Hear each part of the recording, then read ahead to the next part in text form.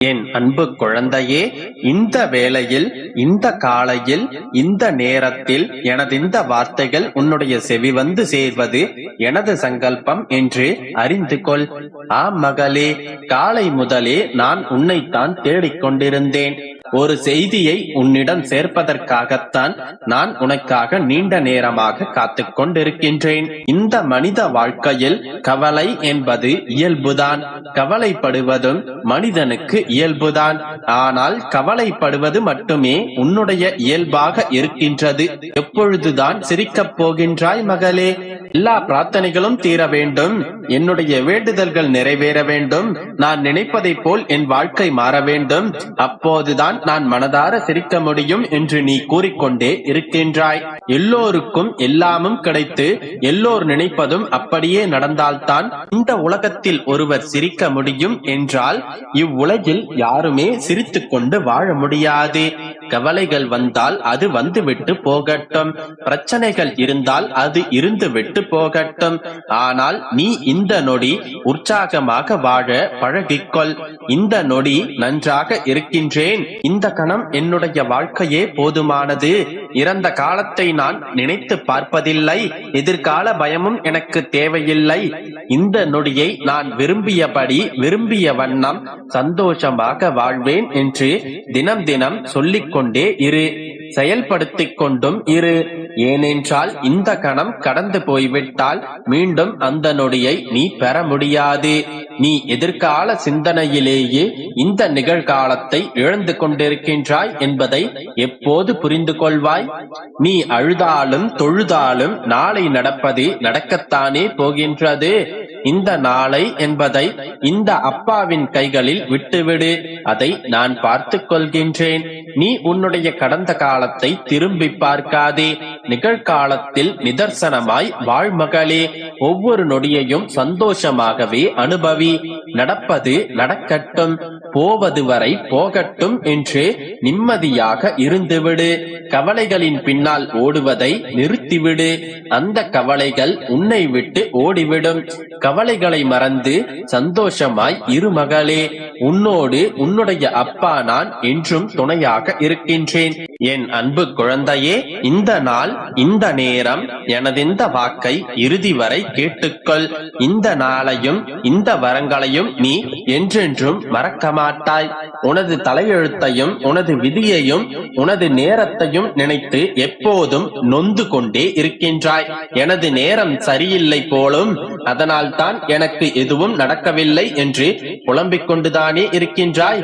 பிரிக்கப்பட்ட உனது நேரம் மிகச் சரியானது என்றும் உனது நேரமும் காலமும் எப்போதும் நன்றாகத்தான் இருக்கின்றது என்பதையும் இந்த நாளில் எனது ஆசிகளை நீ கேட்கும் போதே நீ புரிந்து கொள்வாய். ஒருவன் 20 வயதில் திருமணம் செய்கின்றான், ஆனால் 10 வருடங்கள் கழித்தே குழந்தை கிடைக்கின்றது. இன்னொருவன் 30 வயதில் திருமணம் செய்து 1 வருடத்தில் குழந்தை கிடைக்கின்றது. ஒருவன் 22 வயதில் பல்கலைக்கழக பட்டதாரி ஆகின்றான், ஆனால் 5 வருடங்களுக்கு பின்பே தொழில் கிடைக்கின்றது. இன்னொருவனோ 27 வயதில் பட்டதாரி ஆகின்றான், அடுத்த வருடமே தொழிலும் கிடைத்து விடுகின்றது. இவ்வாறான மனிதர்களால் புரிந்து கொள்ள சிரமமான இத்தகைய ஏற்பாடுகள் எல்லாம் வல்ல இறைவன் முன்பே கணித்து வைத்தவை. ஒருவன் பிறக்கும் போதே எழுதுகோள்கள் எழுதப்பட்டு விட்டன, ஏடுகளும் மடித்து வைக்கப்பட்டு விட்டன. அவனை போல் எனக்கில்லை என்று நீ புலம்பும் அதே நேரத்தில் உன்னை போல் நான் இல்லையே என்று அவன் புலம்பிக் கொண்டிருப்பான். உனக்கு விதிக்கப்பட்டது வேறு, அவனுக்கு விதிக்கப்பட்டது வேறு. ஆக உனது நேரத்தில் உனது வேலையை திறம்பட செய்துவிடு. உனக்கு முன்னால் உள்ளவர்கள் முந்தியவர்கள் அல்ல, உனக்கு பின்னால் இருப்பவர்கள் பிந்தியவர்களும் அல்ல. நீயும் யாரையும் முந்தவும் இல்லை, யாரையும் பிந்தவும் இல்லை. அந்த இறைவன் உனக்கென குறித்த நேரத்தில் நீ உனது பணியை செய்து கொண்டிருக்கின்றாய், அவ்வளவே. அதனால் உனக்காக குறிக்கப்பட்ட நேரத்தை செம்மனே பயன்படுத்திக் கொள். உனது நேரங்கள் எல்லாமும் நல்ல நேரங்கள் தான். உனக்கான எல்லாமும் கனிந்து கொண்டுதான் இருக்கின்றது. இனிமேலேனும் உன்னுடைய நேரத்தையும் விதியையும் தலையெழுத்தையும் குறை கூறிக்கொண்டே இருக்காதே. கவலைப்படாமல் இரு. உனக்காக என்றும் நான் இருக்கின்றேன். நல்லதை நடத்தி தருவேன். என் அன்பு குழந்தையே, எவர் ஒருவரும் அவர்களுடைய விருப்பப்படி என்னுடைய இல்லத்திற்கு வருவதில்லை.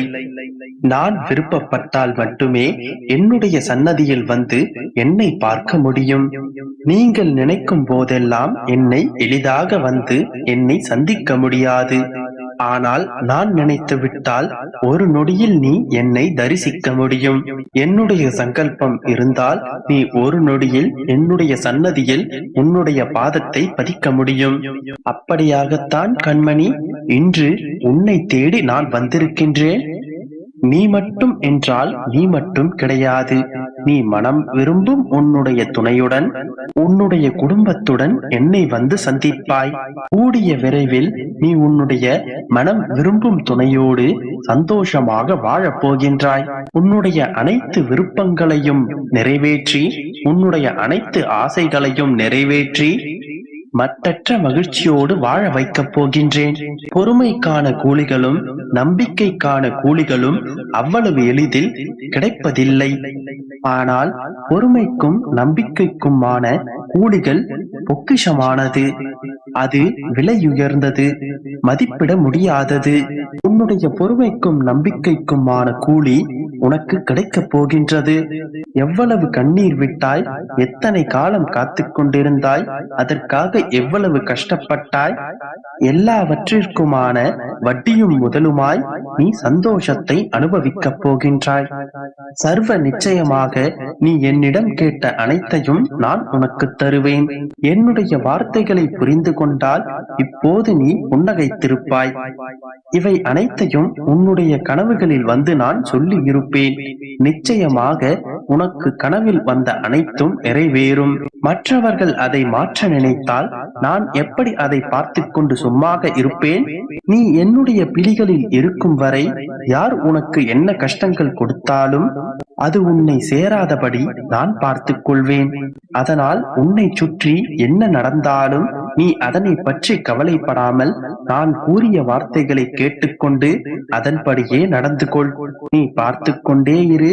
உன்னை கோபுரத்தின் உச்சியில் நான் அமர வைக்கப் போகின்றேன்.